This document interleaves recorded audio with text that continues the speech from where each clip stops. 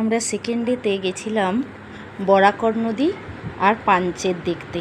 তো সবাই মিলে বেরিয়ে পড়লাম, একটা অটো ডেকেছিলাম, তো সবারই হয়ে গেছে। রাস্তা খুবই বাজে, ওদের নাকি 15 ডেজ ধরে এরকম বৃষ্টি হচ্ছে। তো বৃষ্টিতে এমনই বৃষ্টি হয়েছে, তো বরাকর নদীটা পুরো জলে ভরে গেছে।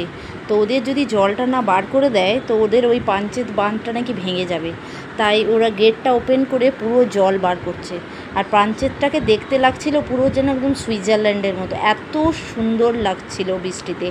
মানে এই ওয়েদারে অনেকে বেরোয় না বর্ষার সময়, কিন্তু বাড়ির কাছাকাছি যারা আছে তারা একটু হলেও দেখতে পারেন, এত সুন্দর লাগে ওই সময় নেচারটাকে।